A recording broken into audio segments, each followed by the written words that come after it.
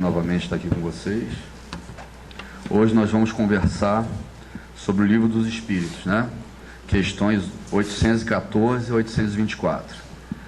Na realidade, essas questões, né, essas 10 questões, elas tratam de 3 temas que nós vamos tentar elucidar aqui hoje, discutir, trocar experiência. Ao final da palestra, se quiserem conversar comigo, vou estar à disposição. O primeiro tema é a prova da riqueza e da miséria. Então, ou se nasce com uma condição financeira muito boa, ou às vezes se perde essa condição, ou não se nasce com ela, mas depois obtém-se, né? Então, qual é a prova, qual é a importância da riqueza, do dinheiro, né? Dos bens materiais, diante das provas e as expiações que nós vamos passar? Essa análise em contrapartida da miséria. Que provas temos com a miséria? Por que alguns nascem com tanto dinheiro, outros com tão poucos, outros com oportunidade de estudo, outros sem oportunidade? Sobre isso que a gente vai discutir um pouco. Vamos tentar entrar na essência dessa discussão, desse problema. O outro item é a igualdade de direito entre homens e mulheres. Também de suma importância, né?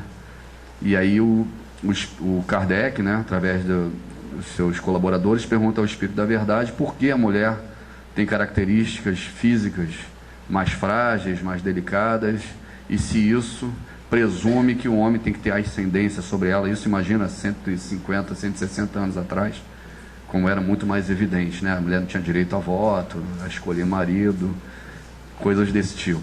Agora a gente já vê os direitos mais aflorados, mas desde a época o espírito, né, tratava de uma forma um pouco mais evoluída, acima dessas discussões nossas do cotidiano, da carne, né? E a última pergunta dessas 10 questões que nós vamos desenvolver hoje é sobre a igualdade perante o túmulo. Depois de desencarnado, se os espíritos têm o mesmo tratamento no plano espiritual, que é óbvio que sim. Mas por que isso? Como é que isso acontece? Quais são essas diferenças que nós estamos discutindo? Então nós vamos tentar fazer aqui um apanhado, sempre lembrando do seguinte: nós todos nessa sala, encarnados e desencarnados, somos espíritos imortais. Somos espíritos que, depois que tomamos a consciência de espírito, na primeira relação com outro espírito humano, nós ganhamos uma carteira de identidade. No dia que nós temos a primeira relação com outro ser humano, boa ou má, alguma coisa de bom ou alguma coisa de ruim que eu fiz, eu ganho uma carteira de trabalho ou de identidade. Só eu tive aquela relação com aquela pessoa naquele momento na minha vida e gerei um sentimento mútuo, uma agressão, um carinho, um amor, um afeto, um perdão.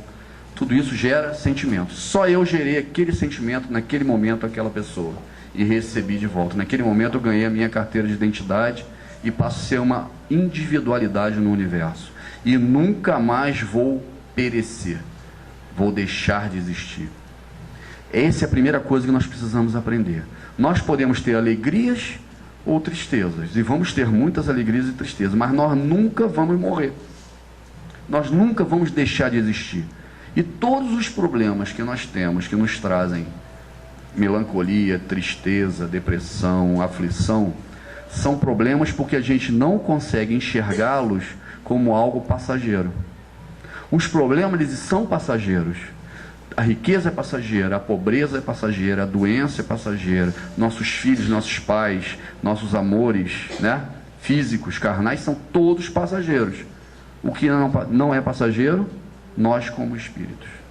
Nós vamos continuar desenvolvendo, estudando, aprendendo, reencarnando, desencarnando, preparando nova encarnação, voltando, discutindo, conhecendo novas pessoas, outros espíritos, outras oportunidades, até alcançar a perfeição, que é a angelitude. Qual o único espírito que esteve encarnado dentre nós, que tinha toda essa bagagem, esse conhecimento, esse aprendizado, que encarnou inúmeras vezes e já havia alcançado a perfeição? Jesus. O único espírito que esteve encarnado entre nós, como espírito puro, que já havia passado por todo esse aprendizado que nós estamos passando agora, foi Jesus. E Jesus trouxe uma série de ensinamentos.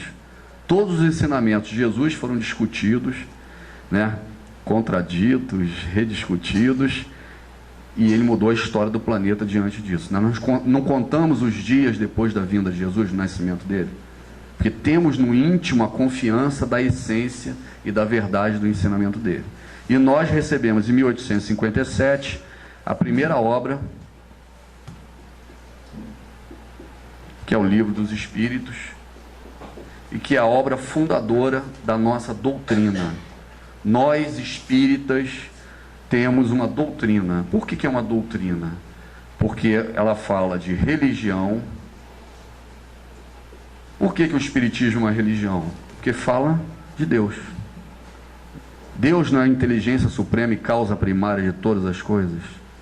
Não é o nosso Pai, nosso Criador, como essência, como espírito? Então, toda vez que se fala de Deus, você tem uma religião. Religião é uma palavra que vem do grego, né? Religare. Religar o homem a Deus. Então nós temos a nossa religião, que é uma doutrina. Por quê? Porque fala de ciência, e é de suma importância que a ciência venha validar, confirmar tudo que nós estudamos, principalmente nessa obra, né? No Livro dos Espíritos, no Livro dos Médiuns e na Gênese, principalmente, não é isso? A ciência tem que vir confirmar. Desde que Kardec recebeu as obras, século XIX, ele disse isso: a ciência vai confirmar. E, por enquanto, tem confirmado tudo que nós estamos estudando aqui. Então, além de religião e ciência, nós somos uma filosofia. O que é a filosofia? É a matéria que estuda o homem diante do universo, diante do outro homem, diante da vida dele. Que comportamento tem que ter? Uma análise. Então essa análise que Sócrates, Platão, né, os grandes filósofos gregos faziam, nós fazemos o tempo todo quando estamos estudando a doutrina espírita. Divaldo Franco não fala de reforma íntima o tempo todo? Essa reforma íntima é você fazer uma análise do que você é, do que você gosta, as falhas que você tem, o que você precisa evoluir, o que você precisa melhorar, o que te faz sofrer, o que te incomoda no resto dos que você precisa amar, né, os próximos, e mudar, crescer. Isso não é filosofia? Filosofia de vida, filosofia de análise, filosofia de comportamento. E a nossa doutrina traz essas três bases.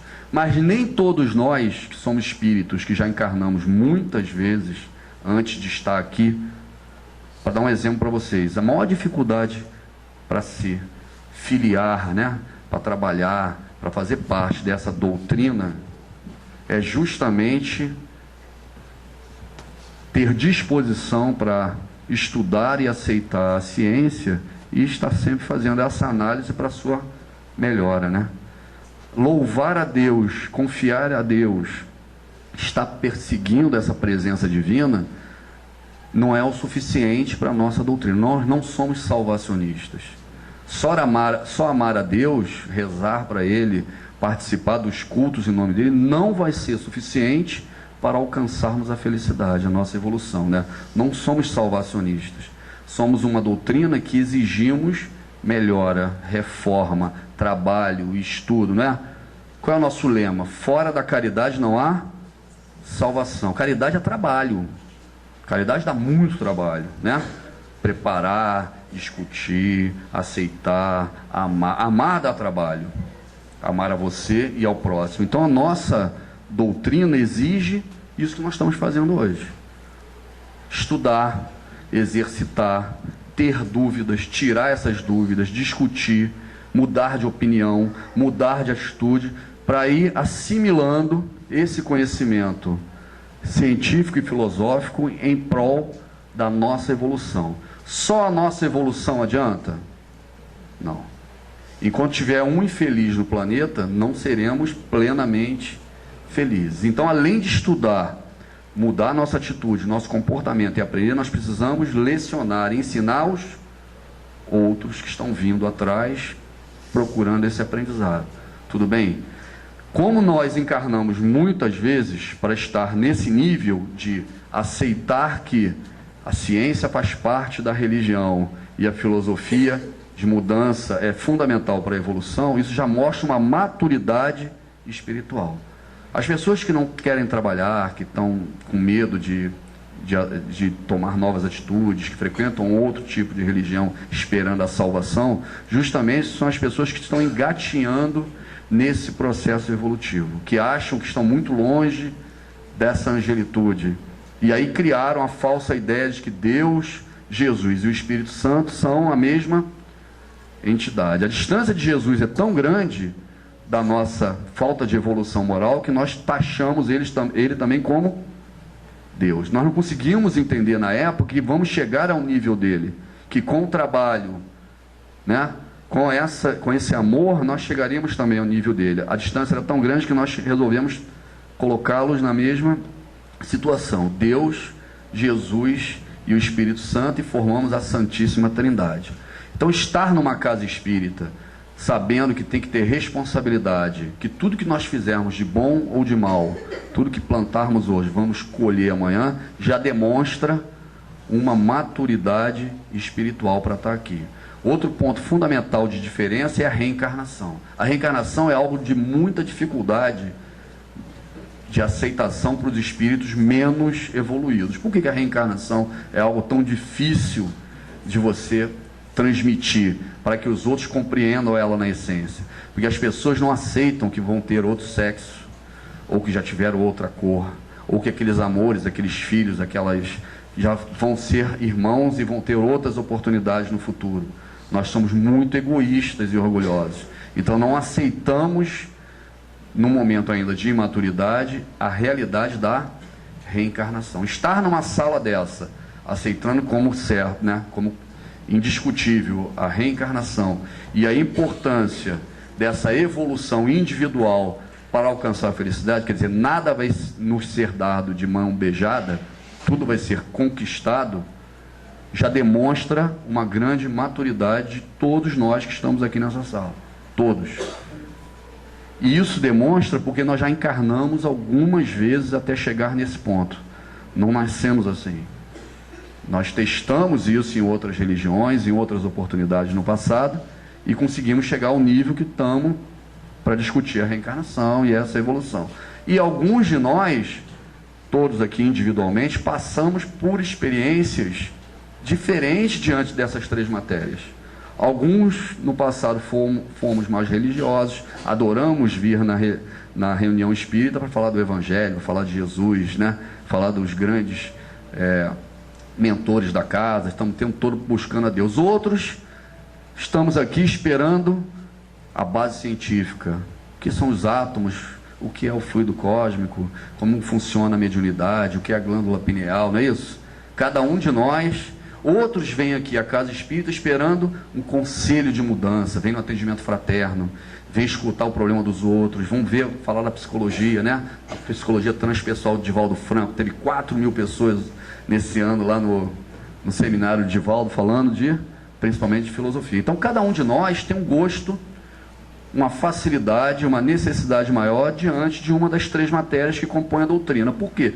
Porque vivenciamos essas matérias no passado e temos mais facilidade com uma ou outra, mas não se enganem, vamos ter que estudar as três e tirar 10 nas três para alcançar essa plenitude, essa felicidade que Jesus nos demonstrou enquanto esteve aqui entre nós. Então vamos ter que continuar estudando.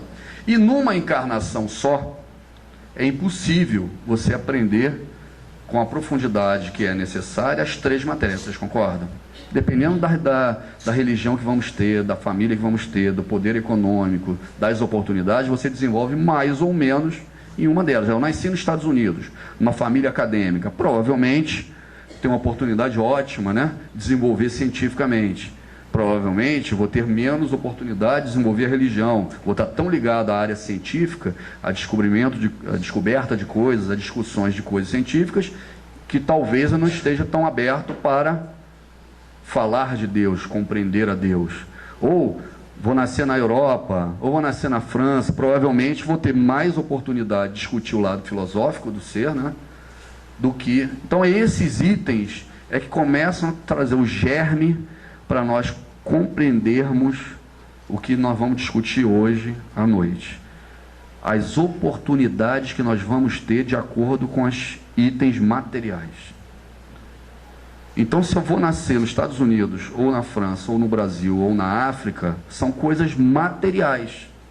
São oportunidades de maior ou menor acesso a determinados itens materiais.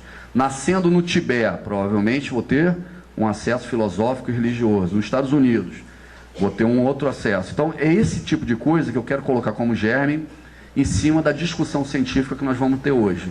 Dessas provas, tanto da riqueza, quanto da pobreza, quanto das condições sexuais que nós temos. O que uma mulher tem de oportunidade, ou um homem tem, por que esse aprendizado, por que nascemos em corpos com sexos distintos, o que isso é importante para a nossa evolução como espírito. Tudo bem? Tudo bem até agora? Então nós somos espíritos imortais, uma energia. Eu costumo, nas últimas palestras que eu tenho feito, para dar como exemplo, porque às vezes é difícil passar, que nós podemos nos considerar aqui na carne como se fôssemos uma pilha.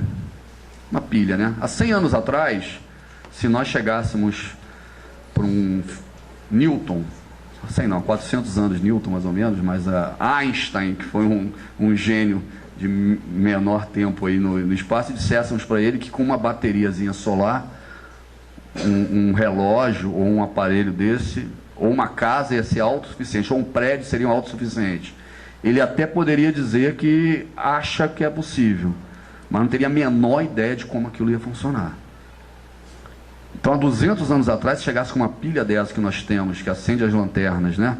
Enquanto nós colocávamos óleo de baleia para iluminar a cidade do Rio de Janeiro, e disséssemos que aquela pilha iluminaríamos, né, uma intensidade muito maior, o cientista da época dizia: você está maluco, isso nunca vai acontecer. Não existe energia suficiente dentro de uma pequena pilha para gerar tanta energia de iluminação, por exemplo. Não é isso que eles diriam? É a mesma coisa que a gente não consegue enxergar a potência de energia que tem dentro de cada um de nós. Nós somos bilhões de pilhas, que é essa energia que nós espíritas chamamos de princípio inteligente. Esse espírito que está dentro de cada um de nós é uma potência de bilhões e bilhões e bilhões de pilhas. Só que é uma potência ainda não descoberta por nós mesmos. Nós não sabemos ainda como manipular essa potência. Então nós descansamos essa potência no reino mineral, assim como uma pilha, para um dia essa energia ter condição suficiente de migrar desse reino mineral, energia concentrada, para organizar células. Quando ela começa a organizar células, ela migra do mineral para o vegetal. As plantas não multiplicam células, não procriam, não crescem. Não é isso? Então essa potência, ela ganha uma capacidade que não é só mais iluminar lanternas, não é só mais ser medida por aparelhos, né? Como espectrofotômetro, por exemplo. Já não é mais essa energia, já é condição de multiplicação de células, um corpo orgânico. Mas qual é a principal característica que essa energia ganha quando ela sai lá do mineral, das pilhas da vida, né? Dos plutônios, dos minerais que têm essa potência, e vai para o reino vegetal para multiplicar células? A principal característica que essa energia ganha é a troca com o meio ambiente. Não é só a potência, é como ela troca. A planta não pega sais minerais, não pega luz solar, não pega água, né? Não busca o gás carbônico e libera o oxigênio. Essa energia, quando ela vai para o reino vegetal, ela começa a trocar, ela começa a interagir com o meio ambiente, que até aqui então ela não fazia. Ela começa a modificar química e fisicamente o meio ambiente. Então ela busca algumas coisas no meio ambiente e libera outras coisas para o meio ambiente, ao ponto de atrair insetos, pássaros, né? As plantas não precisam polarizar outras plantas para poder evoluir. Então a principal característica que essa energia ganha quando ela sai do reino mineral e vai para o vegetal ou o orgânico é a troca com o meio ambiente. Um dia essa energia de tanto trocar, de tanto multiplicar células, aprender a crescer, a procriar, ela muda para o estado animal. ela vai animar um corpo. Além dela trocar com o meio ambiente, que aumenta, ela consegue movimentar músculos, ossos, né? Hormônios, energia, consegue movimentar o tempo todo essa máquina. Qual é a grande capacidade que ela ganha nesse momento? Aumenta a capacidade dela de interagir com o meio. Começa a acasalar, né, a multiplicar as espécies, a se defender, a atacar, a caçar, não é isso? E essa energia começa a ganhar essa inteligência a partir dos instintos animais.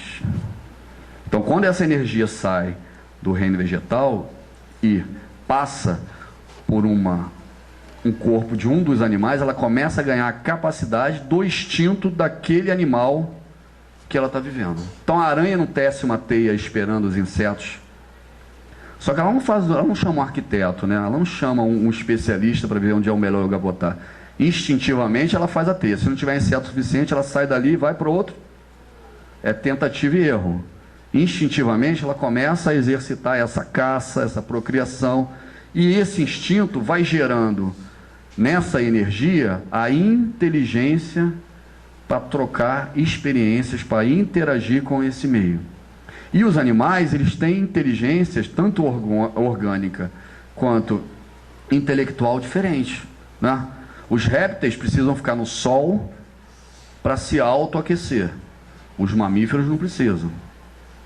Só na distribuição de proteína ele já consegue fazer o autoaquecimento. Então, os animais, além de ter a inteligência orgânica, tem também a inteligência de troca com o meio. Alguns animais formam famílias, têm estratégia social, outros não têm. Então eles vão ganhando em cada vez que encarna numa espécie uma condição orgânica melhor, aquela energia. A energia começou lá na pilhazinha do mineral, passou pelo vegetal, está no animal.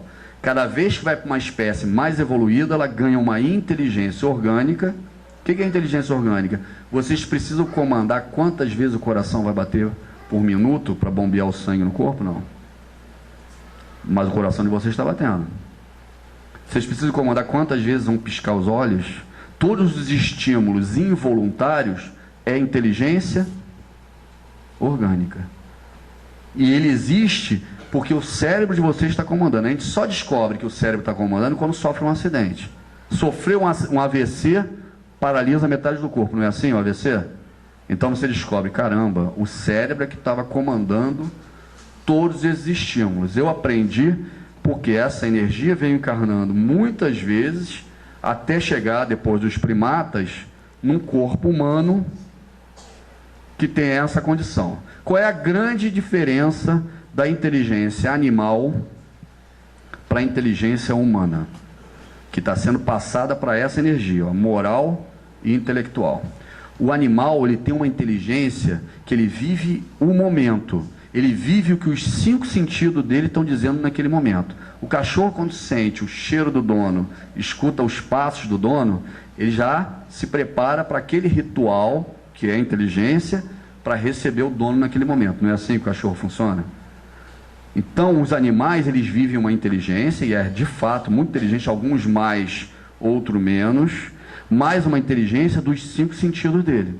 O cachorro não consegue prever que vai ser domingo, que vai ser uma segunda-feira, que os hábitos do dono dele vão mudar amanhã ou depois, etc. Ele só vive a inteligência quando ele sente o cheiro, quando ele vê, quando ele escuta o que está acontecendo. Ele não consegue programar nada que vai acontecer no futuro. Todos os animais têm inteligência, mas uma inteligência em cima do que ele está vendo naquele momento. Ele não consegue planejar o que vai acontecer. Ele não consegue programar o que vai acontecer daqui alguns minutos, algumas horas, que dirá alguns dias. É impossível. O homem mais inteligente, o mais preparado, é aquele que consegue planejar e programar melhor o que vai acontecer no futuro. Todas as vezes que cometemos situações, que passamos por dificuldades, que nos arrependemos muito do que fizemos, é porque nós pensamos em viver apenas o presente. Vou viver um momento, vou curtir o momento, vou fazer tudo que eu quero nesse momento, sem pensar em que consequência vai acontecer amanhã, depois de amanhã, daqui a um ano, etc. Justamente é nesse momento que nós cometemos as maiores atrocidades, os maiores erros. Então, o espírito mais evoluído é aquele que planeja melhor as consequências do futuro. Seja a coisa mais simples, vou sair daqui para pegar meu carro para ir embora, mas eu não sei se meu carro está lá ainda, né? Eu presumo que o carro está lá, que eu vou pegar e que eu vou embora. Então eu estou planejando uma coisa que eu não tenho certeza absoluta que vai acontecer. Eu estou planejando no mundo virtual da minha cabeça. Ah, é diferente de beber a água. É, porque eu estou vendo aqui a garrafa, o copo, então a probabilidade de eu beber essa água, porque eu estou com meus 5 sentidos aqui, é muito maior do que eu pegar o meu carro para ir embora. Apesar das dificuldades serem a mesma, vocês concordam? É a mesma dificuldade, só que um eu não estou vendo. Então escovar o dente amanhã de manhã, que é algo que eu faço, ainda bem, né? Mais simples do que isso, impossível, mas eu tenho certeza que vai ter pasta, que vai ter água, que não aconteceu nada na minha casa. Então eu planejo alguma coisa no mundo virtual, que eu acho que vai estar disponível para eu fazer amanhã. O animal não sabe fazer isso. Por que é importante para Deus, para a evolução do espírito, aprender a tratar as coisas que vão acontecer no futuro? Por que é tão importante você exercitar isso? Vocês começarem a trabalhar coisas que você não está vendo nesse momento, não pode tocar ou não pode escutar, porque vai acontecer daqui a algumas horas, alguns dias, alguns anos, alguns meses. Porque só assim nós vamos exercitar a capacidade de amar, de entender, de viver coisas espirituais. Se eu começo a pensar, a vivenciar e a acertar coisas que eu não posso tocar, que os meus 5 sentidos não podem fazer imediatamente, eu estou exercitando a minha inteligência para amar a Deus. Porque Deus eu não posso tocar, eu não posso ver, eu não posso escutar. Eu só sinto, não é isso? Intuitivamente. Jesus dizia, né? Ele está em mim e olhe para mim e veja o Pai. Então, quanto mais evoluído o homem, mais ele tem capacidade de perceber as coisas que nós chamamos intuitivas ou mediúnicas. São itens que os meus 5 sentidos não podem ver. E eu começo a exercitar isso pensando e acertando coisas que eu vou fazer no futuro. Por isso que o animal vive só o presente, e o homem, quanto mais capacitado e mais inteligente, mais ele vive o futuro. Quanto mais eu exercito as coisas que vão acontecer e acerto elas, que me trazem bem-estar, prazer, mais eu estou exercitando a minha capacidade de um dia conhecer a Deus. Tudo bem? Só vou compreender o plano espiritual, só vou aceitar, só vou ter essa maturidade quando melhor exercitar coisas que eu não posso ver, tocar, escutar, sentir nesse momento, tá? Então esse espírito que somos nós, imortais, estamos evoluindo moral e intelectualmente o tempo todo. Passamos por essas escalas evolutivas até chegar ao homem.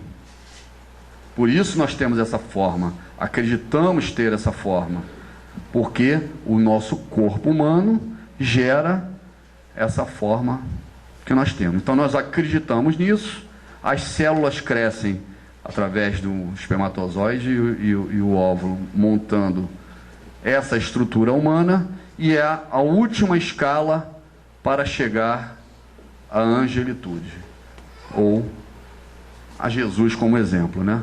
Mas chegar a anjo. A última escala evolutiva é o corpo humano.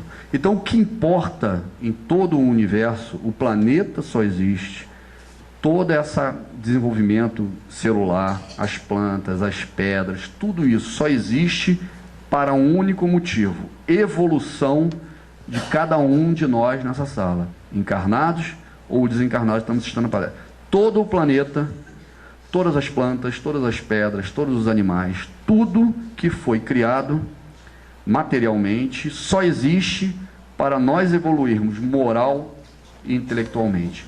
A coisa mais importante do universo somos nós, como princípio inteligente.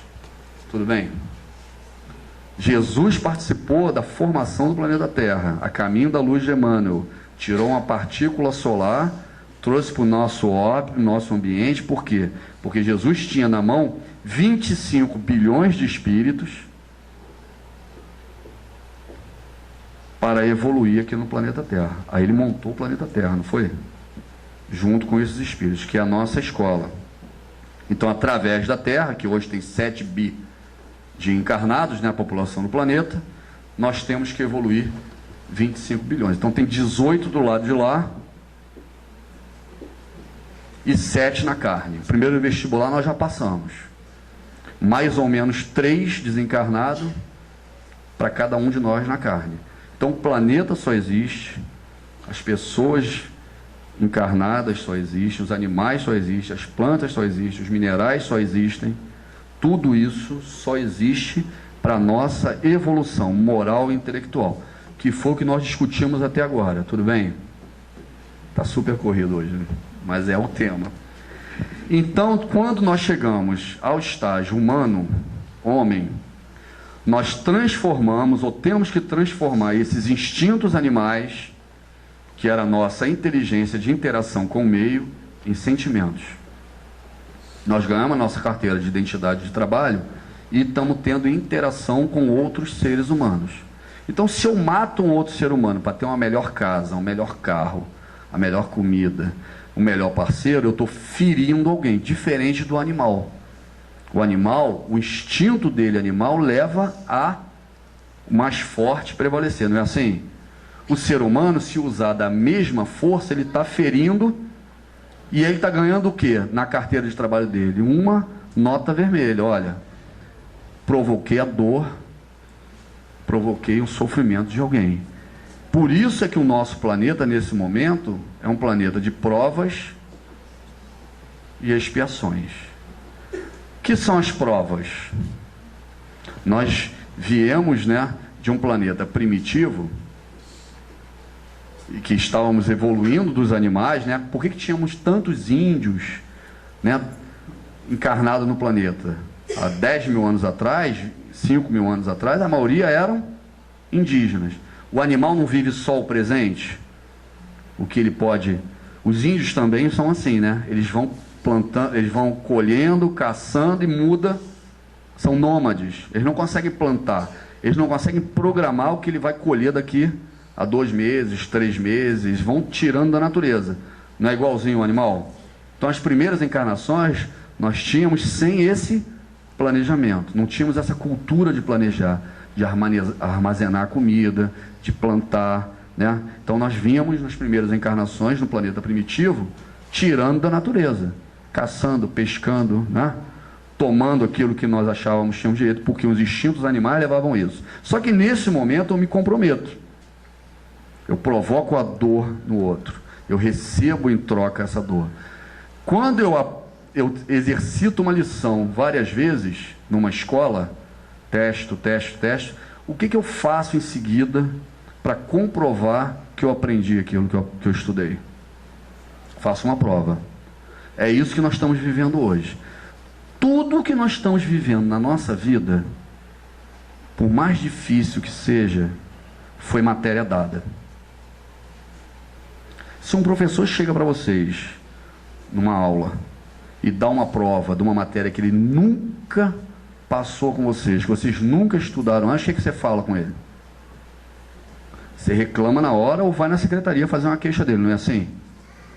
Se nós acreditamos que Deus é muito mais justo do que todos esses professores, vocês acham que estão fazendo alguma prova e que vocês não deram essa lição? Seria justo?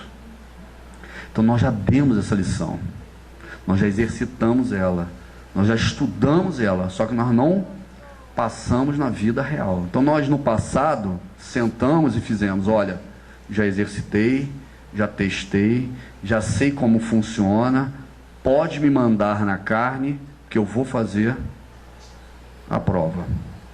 Nós planejamos o futuro e agora estamos vivendo o presente. Aí a prova vem.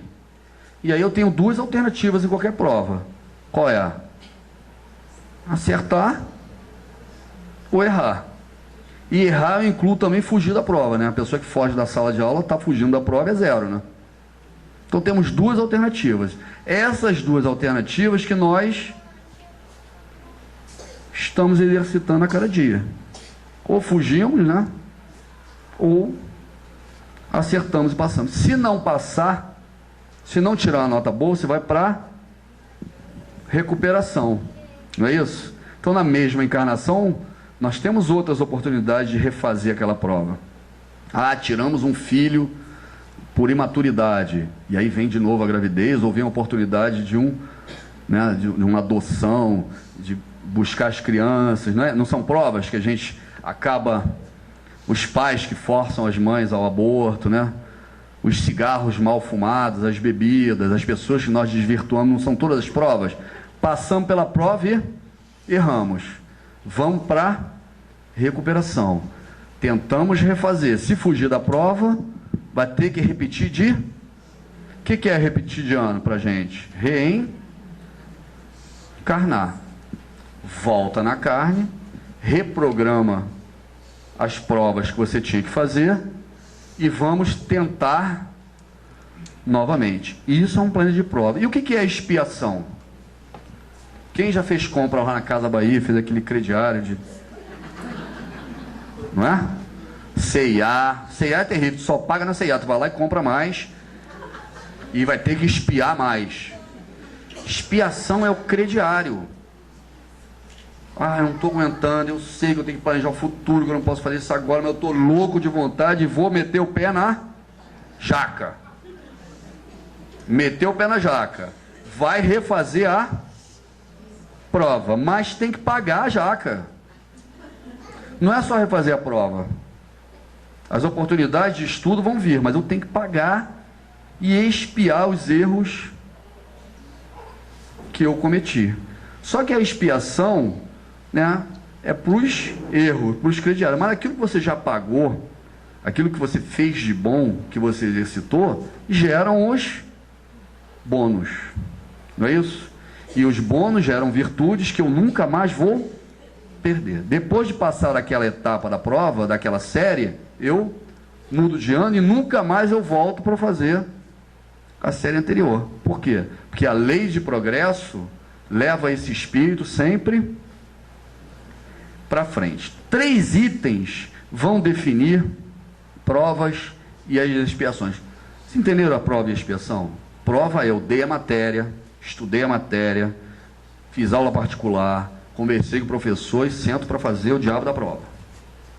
Se passar na prova, esquece, vamos para a próxima. Se não passar, vamos para recuperação, segunda época. Se não passar na segunda época, vai fazer de novo a série. Vai reencarnar, não é isso? E vamos testar de novo.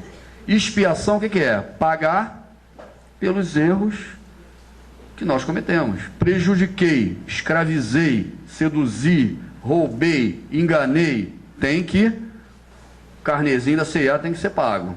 Se eu vou lá e pago, mas me compro mais coisas ainda sem dinheiro, aumenta o débito, a dívida vai aumentando. É isso que a gente vai fazendo. Aumenta tanto que eu tenho que voltar e repetir de novo de ano, tudo bem? Reencarnação é isso, só. Simples, simples, simples.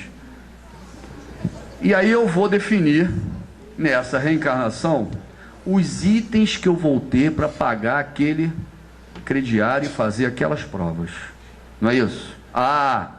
Época da escravidão, senhor de engenho, adorava pegar aquelas, né, as menininhas, tirava de lá, e as mulheres também, né, adorava, não podia ver um bonitão que ia lá e tirava, e eu queria ele para mim, botava aqui dentro de casa, não é isso?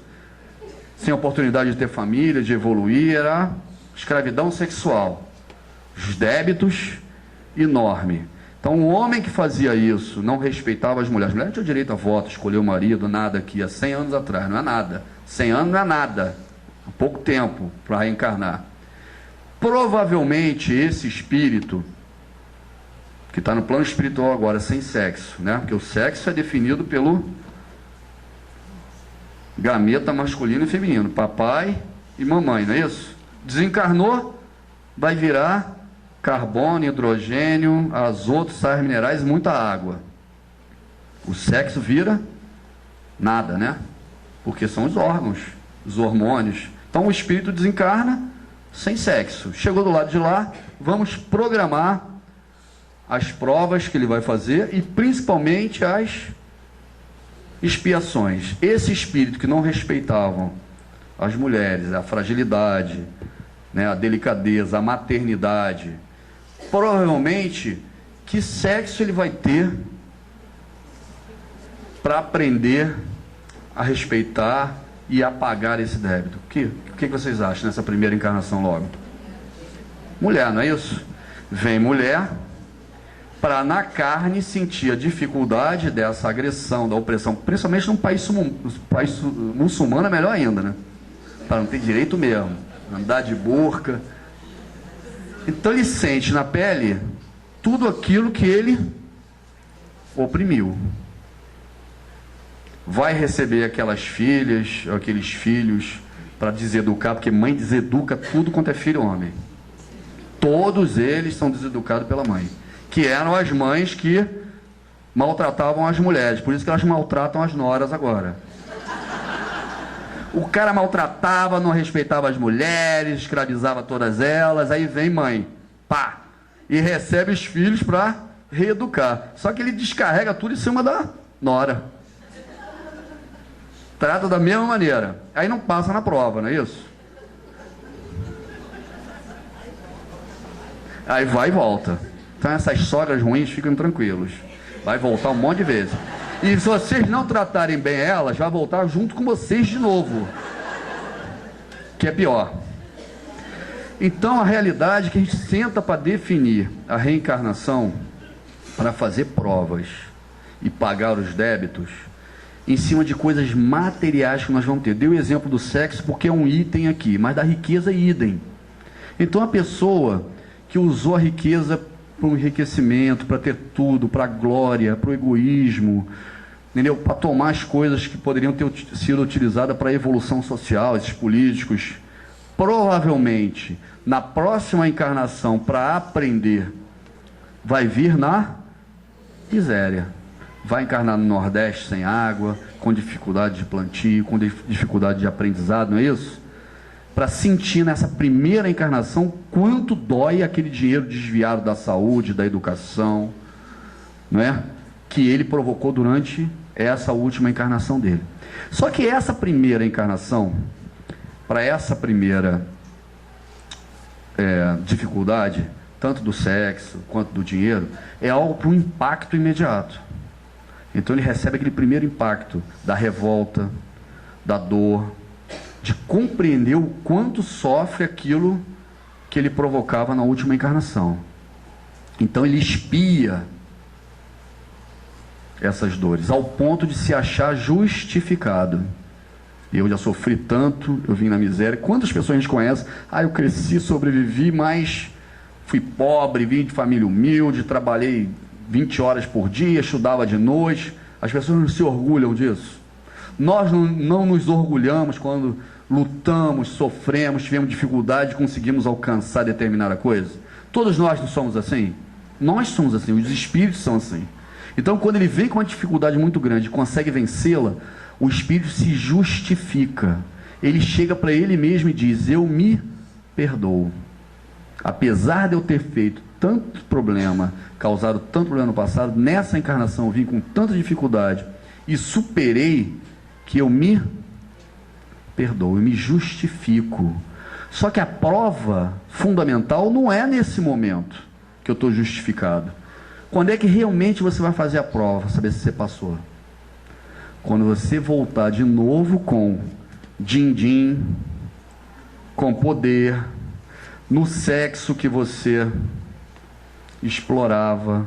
Quando eu volto novamente com aquelas mesmas condições que eu tinha quando eu cometi o erro, é que eu provo para mim, para a sociedade, para todos, que eu aprendi realmente a lição. Porque ser humilde sem dinheiro, sem poder, sem instrução, é muito mais fácil do que ser humilde na condição que nós temos, né? Que tratamos mal os garçons, os porteiros, os zeladores, né? Porque a nossa arrogância, principalmente os espíritas, é do conhecimento. Nós olhamos para os outros religiosos, para as outras pessoas, dizem, são os ignorantes. A primeira palavra. A palavra mais dita pelo Espírito em relação à religião é ignorante. Qualquer evangelho que a gente conhece, a gente pode não falar, mas já pensa, não, é ignorante, não é assim? É a arrogância da oportunidade do estudo e do aprendizado. Eu tenho só 5 minutos. Como é que Jesus, porque eu tenho que falar de religião agora, né? Eu falei de ciência, falei de filosofia. Jesus, uma vez, ele estava sentado em meio aos doutores. Os doutores quem eram? Eram romanos, os fariseus, os saduceus, seríamos nós hoje.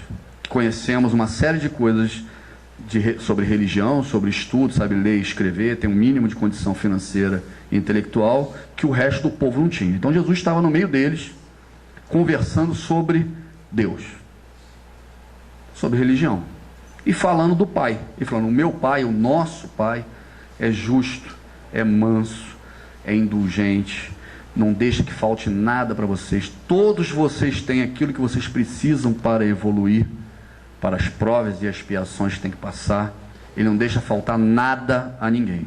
Aí um dos doutores levantou o dedo e falou, como é que pode isso? Não consigo entender.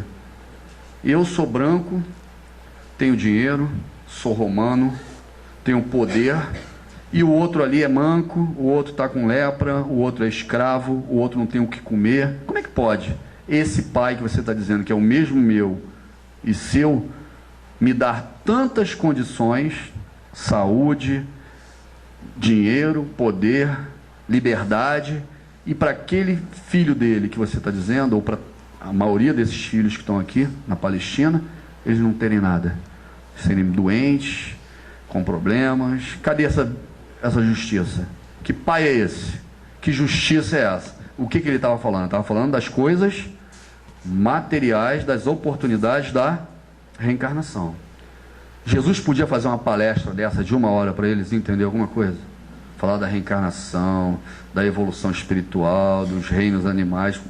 Loucura, né?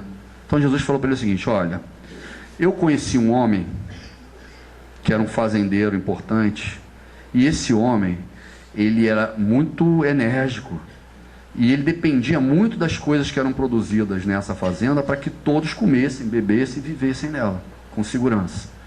E esse homem ia fazer uma viagem de 1 ano, e ele chamou 3 servos que ele tinha, e de acordo com a obra de cada um, lembra no início da palestra, o que nós vivemos no passado, o plano espiritual e a nossa consciência sabe, a gente esquece na carne, mas de acordo com a obra de cada um deles, esse homem chegou e deu 5 talentos, que eram as 5 moedas de ouro, para um deles, deu 3 talentos, 3 moedas de ouro para outro, e deu 1 moeda de ouro para o terceiro. E falou para eles, eu vou viajar 1 ano, vocês sabem que a fazenda, todos que moram aqui dependem de como vocês vão usar esse dinheiro.